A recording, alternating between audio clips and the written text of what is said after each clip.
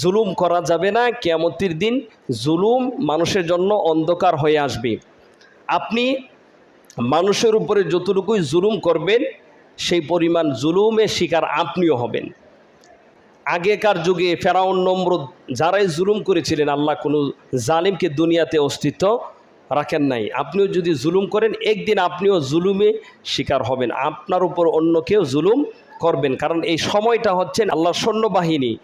এই সময় যে কাকে কখন কার দরজায় নিয়ে দাঁড়া করায়, কাকে যে কোন পরিস্থিতির মধ্যে নিয়ে ফেলে দেয় একমাত্র আল্লাহ ছাড়া কেউ জানে না। আমিও জানি না, আপনিও জানেন না যে ভবিষ্যতে আমাদের ভাগ্যে কি আছে। কথা বুঝতে পেরেছেন? আমি আপনাদেরকে সবসময় একটা ঘটনা শোনাই, বনি ইসরায়েলের রেওয়াতের বর্ণনা একটা। তো একদম মুসা আলাইহিস সালাম যাচ্ছিলেন আল্লাহর সঙ্গে কথা বলার জন্যে তুর পাহাড়ে। তো প্রতিমধ্যেই মুসা আলাইহিস সালাম কথা বলতে বলতে এক পর্যায়ে আল্লাহকে বললেন যে, আল্লাহ, দুনিয়াতে আপনি সবলের কাছ থেকে দুর্বলের অধিকার কিভাবে আদায় করেন একটু আমাকে দেখান। আল্লাহ তাআলা বললেন যে, মুসা, তুমি কি বিশ্বাস করো না যে আমি সবলের কাছ থেকে দুর্বলের অধিকার আদায় করি? মানে জালিমের জুলুমের বিচার আল্লাহ দুনিয়াতে করেন, এইটাই হচ্ছে কথা। তো মুসা আলাইহিস সালামকে আল্লাহ বললেন, ঠিক আছে, তুমি যদি জানতে চাও তাহলে অমুক জায়গায় একটা গাছের নিচে গিয়ে বসে থাকো, এখানে একটা পুকুর আছে, ওই পুকুরের পাড়ে একটা গাছ আছে, ওই গাছের নিচে গিয়ে বসে থাকো, তুমি দেখতে পারবে যে আমি কিভাবে সবলের কাছ থেকে দুর্বলের অধিকার আদায় করে নেই, অর্থাৎ আমি কিভাবে জুলুমের বিচার করি। তো মুসা আলাইহিস সালাম দীর্ঘক্ষণ বসে থাকার পর দেখলেন একজন জওয়ান ঘোড়া দৌড়িয়ে পুকুরের পাড়ে আসছেন পানি খাওয়ার জন্যে। ওই পুকুরের পাড় থেকে পানি পান করেছেন, গোসল দিলেন। সেখান থেকে চলে যাওয়ার সময় ভুলে তার সাথে যে কোমর বন্ধনী ছিল, মানে যেটার মধ্যে তার স্বর্ণরূপা টাকা পয়সা ছিল, সেটা পড়ে যায়। তো সে চলে গেছেন। কিছুক্ষণ পর আরেকটা বালক আসছেন ওই পুকুরে গোসল দেওয়ার জন্যে। তো বালকও গোসল দিলেন, দিয়ে চলে যাওয়ার সময় দেখতে পেলেন যে একটা কোমর বন্ধনী পরে আছেন। তো বালক কোমর বন্ধনীটা হাতে নিয়ে কুলে দেখলেন এর ভিতর অনেকগুলি স্বর্ণ মুদ্রা আছেন। কথা বুঝতে পেরেছেন? বালক ছোট মানুষ স্বর্ণ মুদ্রা নিয়ে বাড়িতে চলে গেছেন। তো এর কিছুক্ষণ পরে আরেকজন বৃদ্ধা আসছেন ওই পুকুরের পাড়ে গোসল দেওয়ার জন্যে, পানি পান করার জন্যে। তো বৃদ্ধা মানুষ গোসল দিলেন, পানি পান করলেন। যখন পুকুরের পাড় থেকে চলে যাবেন তখন ওই প্রথম যেই জওয়ান ব্যক্তি ঘোড়া দৌড়ে আসছিল সে আবার ঘোড়া দৌড়ে ওই পুকুরের পাড়ে আসছে। এসেই বৃদ্ধা লোককে জিজ্ঞাসা করলেন যে, এখানে আমার একটা কোমর বন্ধনী, মানে যেটার মধ্যে স্বর্ণ মুদ্রা ছিল, সেটা হারিয়ে গেছে, আপনি কি পেয়েছেন? বৃদ্ধা লোক বললেন যে, না, আমি তো সেটা দেখিও নাই, আমি পাইও নাই। কাটাকাটির এক পর্যায়ে রাগ উঠছে, বৃদ্ধা লোকের উপরে আক্রমণ করে বসলো। দুইজনের তর্কাতর্কির পরে বৃদ্ধা বলতেছেন যে, না, আমি কোমর বন্ধনী পাই নাই, টাকা স্বর্ণ মুদ্রা পাই নাই। আর জওয়ান ব্যক্তি বলতেছে যে, না, আপনি পেয়েছেন, এখানে আপনি স্যার আর কেউ আসে নাই। তো এক পর্যায়ে জওয়ান লোক, তার কাছে তলোয়ার ছিল, সে তলোয়ার দিয়ে বৃদ্ধা লোকের উপরে আক্রমণ করে বৃদ্ধা লোককে হত্যা করে ফেলে। তো আল্লাহ রাব্বুল আলামিনের দরবারে মুসা আলাইহিস সালাম বললেন যে, আল্লাহ, এটা কেমন হলো বিচার? একজন জওয়ান মানুষ একজন বৃদ্ধা মানুষকে হত্যা করে ফেললো, এটা তো জুলুম হয়ে গেল। আল্লাহ বলেন যে, মুসা, এই যে বৃদ্ধাকে হত্যা করা হয়েছে 20 বছর আগে ওই বৃদ্ধা একই জায়গার মধ্যে ওই যে গোড়াসাওয়ারের পিতাকে এখানে হত্যা করেছিল। আর ওই যে ছোট বালকটা বন্ধনী পেয়ে নিয়ে গিয়েছেন, ওই বালকটা হচ্ছেন ওই পিতার সন্তান, যে পিতা ওই যে গোড়াসাওয়ারের পিতার বাড়িতে 20 বছর কর্ম করেছিল, কাজ করেছিল, কিন্তু তার পরিপূর্ণ পাওনা বুঝিয়ে দেয় নাই। সেই জন্য আল্লাহ রাব্বুল আলামিন 20 বছর পরে তার সন্তানের মাধ্যমে ওই ব্যক্তির পাওনাটা পৌঁছে দিলেন। আর ওই দিকে যে বৃদ্ধা তার পিতাকে হত্যা করেছিল, তার জওয়ান সন্তানকে দিয়ে বৃদ্ধাকে হত্যা করিয়েছেন। মানে আল্লাহ রাব্বুল আলামিন এই দুনিয়া থেকেই জুলুমের বিচার করেন, মানে সবলের কাছ থেকে দুর্বলের হক আদায় করে নেই। জুলুম করলে, আপনি যদি জুলুম করেন একদিন আপনি জুলুমের শিকার হবেন। কথা তো এখন আমরা দেখতে পাচ্ছি বাংলাদেশে এক সময় বাংলাদেশের স্বৈরাচারী একটা শাসক ছিল, কিন্তু বাংলাদেশের জনতা তাকে এই দেশ থেকে হটিয়ে দিয়েছেন। আলহামদুলিল্লাহ, এটা আমরা সকলেই খুশি। কিন্তু এরপরে এক শ্রেণীর মানুষ বিদ্বেষ নিয়ে হিংসা বর্ষিত হয়ে অন্যদের বাড়ি ঘর সব জ্বালিয়ে দিচ্ছে। একজনের জুলুম করেছেন, আপনি একসময় মজলুম ছিলেন, এখন আপনি কি হয়ে গেছেন?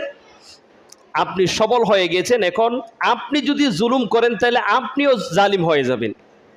আপনার উপর একজন জুলুম করেছেন, এখন ওই জুলুমকারীর পতন হয়েছে, এখন আপনি যদি জুলুম করেন তাহলে তো আপনারা দুইজনই সমান সমান। ইসলাম তো আমাদেরকে এই শিক্ষা দেয় নাই যে একজনে জুলুম করলেই আপনিও তার উপরে জুলুম করবেন। ইসলাম আমাদেরকে শিক্ষা দিয়েছেন যদি কেউ তোমার উপরে জুলুম করে তাহলে তুমি তাকে ক্ষমা করে দিবে। এটাই হচ্ছে আমাদের ইসলামের শিক্ষা। রাসূল সাল্লাল্লাহু আলাইহি সাল্লামকে 63 বছর পর্যন্ত কাফের মুশরিকরা জ্বালাতন করেছেন, দেশ ছাড়া করেছেন, ঘর ছাড়া করেছেন, বাড়ি ছাড়া করেছেন, হ্যাঁ, সমাজে লাঞ্ছিত অপমানিত করার চেষ্টা করেছেন, গালিগালাজ করেছেন, পাগল বলেছেন, জাদুঘর বলেছেন, মিথ্যাবাদী বলেছেন, কাজ্জাব বলেছেন, হ্যাঁ, কবি বলেছেন, অনেক গালি দিয়েছেন। কিন্তু রাসূল সাল্লাল্লাহু আলাইহি সাল্লাম যখন মক্কা বিজয় করেছিলেন তখন কি রাসূল সাল্লাল্লাহু আলাইহি সাল্লাম সাহাবায়ে কেরামকে দিয়ে কাফের মুশরিকদের বাড়িঘর জ্বালিয়ে দিয়েছিলেন? বলেন না, কোনো কাফের মুশরিক থেকে আল্লাহ রসুল প্রতিশোধ নিয়েছিলেন? আল্লাহ রসুল সাল্লাল্লাহু আলাইহি সাল্লাম বললেন, লা তাসরিবাল ইয়াউম, আজ তোমাদের প্রতি আমার কোনো অভিযোগ নেই, সকলকে আমি ক্ষমা করে দিলাম। এটা কার আদর্শ? আল্লাহ রসুল সাল্লাল্লাহু আলাইহি সাল্লামের আদর্শ, যে আল্লাহ রসুল আমাদেরকে শিক্ষা দিয়ে গিয়েছেন যে যদি কোনো ব্যক্তি জুলুম করে তোমার উপরে তাহলে জুলুমকারীকে মাফ করে দাও। এটা আমার কথা না। আচ্ছা, আজকের আলোচ্য বিষয়ের একটা বিষয় হচ্ছে যে ওই ব্যক্তিদের উপরে আল্লাহ জাহান্নামের আগুনকে হারাম করে দিবে যাদের উপরে অন্যায় করা হলে, যাদের উপরে জুলুম করা হলে ওই জালিমকে ওই ব্যক্তি মাফ করে দেয়। কি করে দেয়? মাফ করে দেয়। আল্লাহ রসুল বলছেন যে তোমরা জালিমকেও সহযোগিতা করো, মজলুমকেও সহযোগিতা করো। সাহাবায়ে কেরাম বলছে, ইয়া রাসূলুল্লাহ, এটা আমরা বুঝলাম যে মজলুমকে সহযোগিতা করব, কিন্তু জালিমকে আবার সহযোগিতা কিভাবে করব? আল্লাহ রসুল বললেন, জালিমকে তার জুলুম থেকে বিরত রাখবে। এটাই হচ্ছে জালিমকে সহযোগিতা করা। কথা বুঝতে পেরেছেন? তো আমরা কি চাই না যে আল্লাহ আমাদেরকে কি করে দেব? মাফ করে দেব। আমরা এখানে আজকে আসছি জুমার নামাজ পড়ার জন্যে, যেন আল্লাহ আমাদেরকে মাফ করে দেয়। কিয়ামতের দিন যেন আমরা আল্লাহ জান্নাত পেয়ে যাই, আল্লাহ যেন আমাদের প্রতি সন্তুষ্ট থাকে। তো আল্লাহ ছোট্ট একটা আমল দিয়েছেন, ছোট্ট একটা কাজ যদি কেউ করে আল্লাহ তারে মাফ করে দিবেন, তার থেকে আল্লাহ জাহান্নামের আগুনকে দূরে সরিয়ে দিবেন। কয়টা কাজ বলেন? ছোট্ট একটা কাজ। আল্লাহ তাআলা সূরা নূর 22 নম্বর আয়াতে আল্লাহ বলছেন, আল্লাহ বললেন ওয়ালিয়াফু ওয়ালিয়াসফাহু। আল্লাহ বললেন, হে নবী, কাকে বলছেন? নবীকে বলছেন যে হে নবী, ওয়ালিয়াফু, আপনি ক্ষমা প্রদর্শন করুন, ওয়ালিয়াসফাহু, এবং মানুষের ভুল ত্রুটি মাফ করে দিন। সুবহানাল্লাহ। কে বলছেন? আল্লাহ বলছেন তার রসুলকে। এক, ওয়ালিয়াফু, নবী তাদেরকে ক্ষমা করুন, ওয়ালিয়াসফাহু, তাদের দোষ ত্রুটি উপেক্ষা করুন। আলা তুহিব্বুন, তোমরা কি চাও না? আলা তুহিব্বুন আইয়াগফিরাল্লাহু লাকুম, তোমরা কি চাও না যে আল্লাহ তোমাদেরকে মাফ করে দেখ? বলেন, চান নাকি? আল্লাহ বলছেন আলা তুহিব্বুন, তোমরা কি চাও যে আল্লাহ তোমাদেরকে মাফ করে দেখ? আল্লাহু গফুর রহিম, শোনো, আল্লাহ হচ্ছেন দয়াশীল, অত্যন্ত ক্ষমাশীল। তাহলে আল্লাহ আমাদেরকে মাফ করবেন কোন শর্তে? দুইটা। এক, মানুষকে মাফ করে দেওয়া। দুই, তাদের ভুল ত্রুটি উপেক্ষা করা। এই দুইটা কাজ যদি করেন, আইয়াগফিরাল্লাহু লাকুম, আল্লাহ তোমাদেরকে কি করে দিবেন? মাফ করে দিবেন। সুবহানাল্লাহ। এই হচ্ছেন আল্লাহর কোরআনের শিক্ষা, ইসলামের শিক্ষা, আল্লাহ রসুলের শিক্ষা। আপনারা দেখতে পাচ্ছেন যখন এই দেশটিকে স্বৈরাচারী পতন হয়েছে তখন এক শ্রেণীর মানুষকে সাধারণ মানুষের দোকানপাট বাড়ি ঘরে আগুন লাগিয়ে দিয়েছেন। কেউ যদি জুলুম করে তাহলে তার বিচার করবে প্রশাসন, রাষ্ট্র। আপনি কি? আপনি এতদিন মানে মজলুম ছিলেন, এখন আপনি নিজেই জালিম হয়ে গেলেন, তাহলে কেমনে হবে? শোনেন, একবার আল্লাহর হাবিব সাল্লাল্লাহু আলাইহি সাল্লাম তাবুকের যুদ্ধে সাহাবাই কেরামকে বললেন যে তোমাদের যার কাছে যা আছে তোমরা তা দান করো, সদকা করো। সাহাবাই কেরাম যার যে সামর্থ্য অনুযায়ী সকলে আল্লাহ রসুল কাছে নিয়ে জমা দিচ্ছেন সম্পদ। উলবা ইবনে যায়েদ রাদিয়াল্লাহু তাআলা আনহু, সাহাবীর নাম হচ্ছেন উলবা ইবনে যায়েদ রাদিয়াল্লাহু তাআলা আনহু, তিনি বললেন, দাঁড়িয়ে বলেন যে ইয়া রাসূলুল্লাহ, আমি গরিব মানুষ, দান করার মতন, সদকা করার মতন আমার অর্থ সম্পদ নেই। ইয়া রাসূলুল্লাহ, আমি যদি আমার ইজ্জত সম্মান মানুষদেরকে সৎকা করে দেই, তাহলে কি আল্লাহ আমাকে মাফ করবেন? সাহাবী বললেন, ইয়া রাসূলুল্লাহ, আমি আমার ইজ্জত সম্মান মানুষদেরকে সৎকা করে দিলাম, মানে আমি সকল মানুষদেরকে মাফ করে দিলাম যারা আমার উপরে জুলুম করেছেন, আমার উপরে বাড়াবাড়ি করেছেন, যারা আমাকে গালি দিয়েছেন। ইয়া রাসূলুল্লাহ, আমি সকলকে মাফ করে দিয়েছি, আল্লাহ কি আমার দান সদকা কবুল করবেন কিনা? এটুকু বলার পরে আল্লাহর হাবিব সাল্লাল্লাহু আলাইহি সাল্লাম সাহাবীর কথায় তেমন একটা গুরুত্ব দেন নাই। সাহাবী বাড়ি চলে গেলেন। সকাল বেলায় আল্লাহর হাবিব সাল্লাল্লাহু আলাইহি সাল্লাম ডাক দিচ্ছেন, ও আমার সাহাবীরা, গতকাল যে একজন ব্যক্তি দাঁড়িয়ে বলেছিল, ইয়া রাসূলুল্লাহ, আমার ইজ্জত সম্মান মর্যাদা আমি মানুষদেরকে সদকা করে দিলাম, দান করে দিলাম, আল্লাহ কি আমার সদকা কবুল করবেন? ওই ব্যক্তি কই দাঁড়াও। উরা ইবনে যায়েদ রাদিয়াল্লাহু তাআলা আনহু দাঁড়িয়ে গেলেন, বলেন যে ইয়া রাসূলুল্লাহ, আমি ওই ব্যক্তি যে তার ইজ্জত সম্মান মর্যাদা অন্য মানুষদেরকে দান করে দিয়েছি।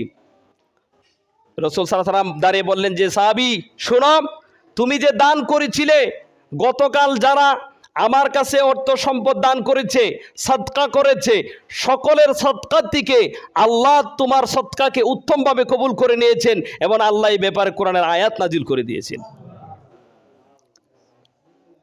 ইজ্জত সম্মান মানুষকে দান করার অর্থ হচ্ছে মানুষদের ভুল ত্রুটি কেউ যদি আপনার উপরে জুলুম করে তা মাফ করে দেওয়া। কথা বুঝতে পেরেছেন? শুনেন, ইমাম আহমদ বিন হাম্বল রাহিমাহুল্লাহ, উনি আমাদের মাযহাবের একজন ইমাম। আহমদ বিন হাম্বল সবচেয়ে বড় হাদিস বিশারদ। সবচেয়ে বড় হাদিস বিশারদ কে? ইমাম আহমদ বিন হাম্বল রাহিমাহুল্লাহ, ইমাম বুখারীর উস্তাদ।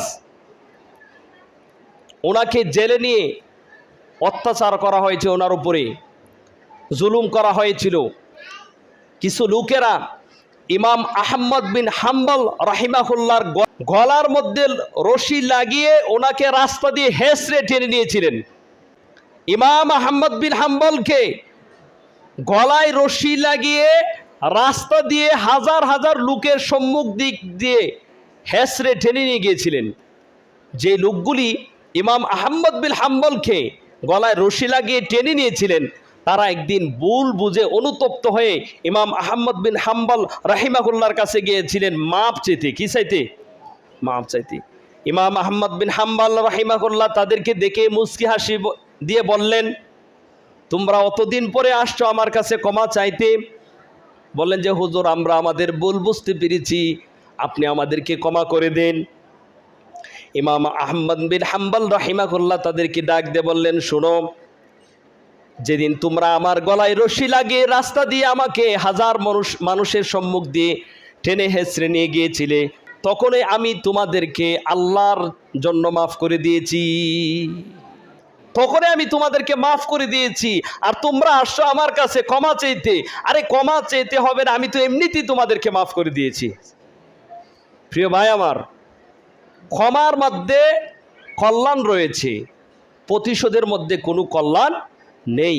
আপনি যদি প্রতিশোধ নিতে চান, তাহলে আপনি পাষাণ হৃদয়ের অধিকারী হয়ে যাবেন, আপনার মন শক্ত হয়ে যাবে। যত পারেন অন্যদেরকে ক্ষমা করে দেন, দেখবেন আল্লাহ আপনাকে কি করে দিবেন? ক্ষমা করে দিবেন। কথা বুঝতে পেরেছেন?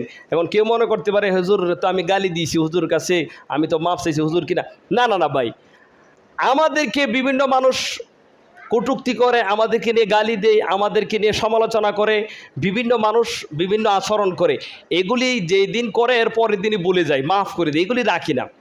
কারণ আমরা কি জুলুমের শিকার হয়েছি, আমরা তো কেউ এখান থেকে গলায় রশি বেঁধে বাজারে টেনে নেই নাই, এই পরিমাণ জুলুম তো কেউ করে নাই। হয় একটু সমালোচনা করেছে, কেউ একটু কঠোর কথা কয়েছে, কেউ একটু রাগ দিয়ে গিয়েছেন, এগুলি মনে রাখি না ভাই। আপনারা আবার মনে করবেন না যে হুজুর মনে এটা মনে নিয়ে বসে আছে। না, সবাইকে আল্লাহর রাস্তায় মাফ করে দিই, মাফ করে দিই এই জন্য যেন আমিও আল্লাহর কাছে ক্ষমা পেয়ে যাই, মাফ পেয়ে যাই। কথা বুঝতে পেরেছেন? তো নিজের ভুল হলে আল্লাহর কাছে ক্ষমা চেয়ে নেবেন, তারপরে মানুষের কাছে ক্ষমা চেয়ে নেবেন। ক্ষমা যদি কারো কাছে চান, আপনার ইজ্জত সম্মান আল্লাহ কি করে দিবেন? বাড়িয়ে দিবেন।